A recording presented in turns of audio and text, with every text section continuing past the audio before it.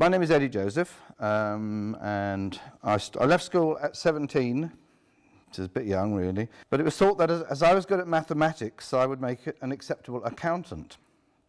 But after less than 2 years of going backwards and forwards to London every day and wearing a suit, I left and wandered around somewhat aimlessly, making pork pies, which is quite good because you got free ones. Trained as a clerk for the Inland Revenue, those are the tax people. I delivered wine, and then I studied for an HND in business studies, but didn't finish that either, so I wasn't very good, right?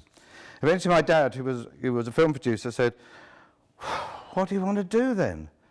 So I said, "Wouldn't mind getting in the film industry like you, Dad." Let me tell you what I do, first of all. A supervising sound editor. We are the people that put the final soundtrack on the film. So I want you to imagine a film without sound. What are the people saying? We don't know. Is it day? Is it night? You're not sure. What time of year is it? Are we in a city or are we in the country? What country are we in? Which year is it? So my job really is to coordinate all those facets of sound and create the final soundtrack. There will be, for example, sound designers who will be working with me, sound effects editors. There are dialogue editors, ADR editors, Foley editors, assistant editors. And they're all working with me together to create the one soundtrack. A Foley editor, do you know what Foley is? When you need to add in extra footsteps or cloth moves, like this, if you're moving around a bit there, but we don't really hear you. But on film, we'd actually record that extra.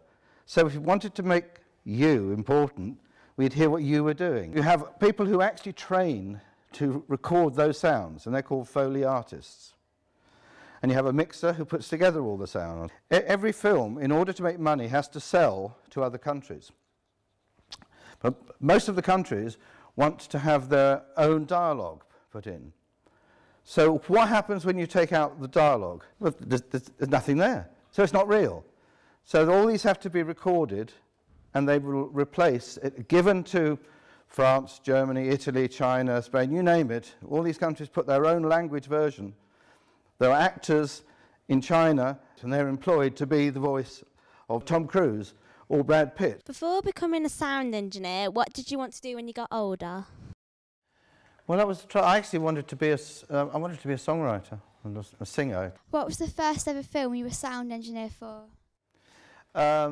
The first one I was in charge of was Shoot the Moon, which was an interesting one. That was different to other films, I found out. I didn't really know, but it was all shot in California and edited in England, and there was no musical score on it other than a couple of songs were overlaid and a little bit of piano, a single note piano playing on it. I didn't think about it, and I laid out all the atmospheres and things, and if I'd been the other way and worked on a big musical first, then I wouldn't have known what to do. It's quite good because I learnt to put in everything that was necessary for storytelling. So the whole thing's about storytelling. Which of the films that you worked on did you think turned out the best? Very good question indeed. Well, Casino Royale probably worked out the best, and it was such a huge challenge. It was the first Bond film I'd done.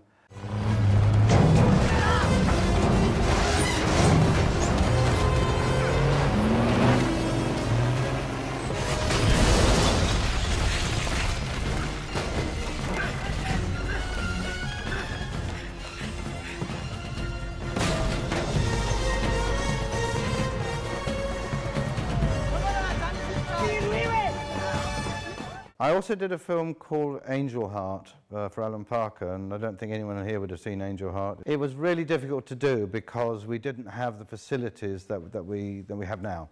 And so I felt that I'd achieved an awful lot by what I'd done with little bits and pieces, making sounds and slowing them down and speeding them up. It was good fun. What was the hardest sound effect to create? That's very interesting too. Gosh, these are good questions.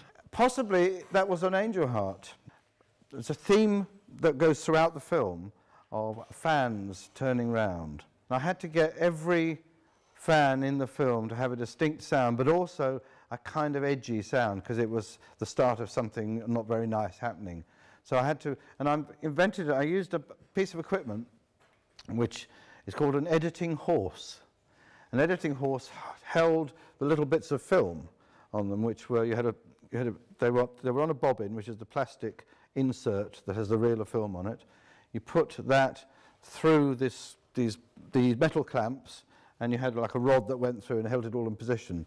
And I suddenly found one day, and I was just sort of thinking, what on earth am I going to do? And I had this rod that was going through the film, and when I moved it, it squeaked. And I went, oh, I'll have a go at that. And I found that by various speeds and putting heavier weights of film on there, I could get all these different sounds of a little creak, a little squeak. And then by putting them together at the speed of the fan going round, I went, ew, ew, ew. And everyone was slightly different like that. So that's one, but that was the hardest thing. It took me about 2.5 months to actually get that sound. What is the most challenging project you've worked on? Quantum of Solace was very challenging. Do you remember the opera scene? When you go and weird things happen, it's not quite, not sure what you're hearing quite, whether it's the opera, and the music comes up, some of the gunshots are echoed, there's a bit of fire, all sorts of things. But it's very interesting and not a normal sounding scene. That took a lot of work.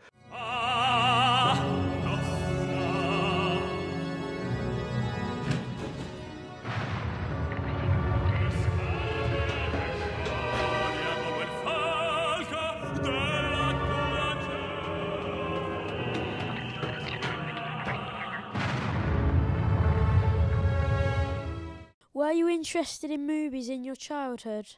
Oh, absolutely. My dad, who was a film producer, he brought my mum Marilyn Monroe's bathrobe that was used in the film The Prince and the Showgirl.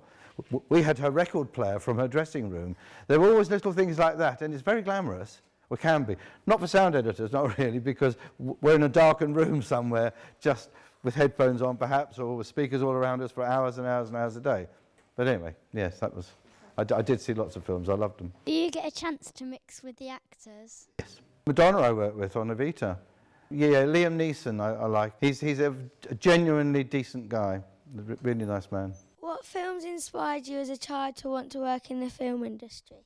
Probably those days it would be in a Western. Are the sound effects you make on the computer or handmade? They were all handmade. They were all, you had to use whatever you could. Going around junkyards, going around everywhere we could, hitting things basically, to see what sound we could get.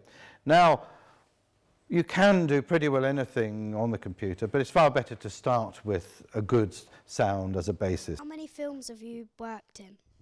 Well, I know I've been a supervisor for over 50, but I think altogether in the 80s somewhere. Who is the most famous person you have met? Tom Cruise and Brad Pitt, and Burt Lancaster. He was going way back. Speaking of westerns, and I worked with him for quite a few months. David Bowie, but he was a good guy too. He made me a cup of tea, and that makes a change. If you had any advice for any of our students here that were kind of interested maybe in following a path? I think it's worthwhile trying all facets of it, learn a bit about video. There are lots of courses that will do video and audio, and maybe from that you can choose which side you prefer. If we'd had another hour, I'd have told you about the three things you have to do to get on in the film industry. Is to work hard, and work hard, and that's absolutely true.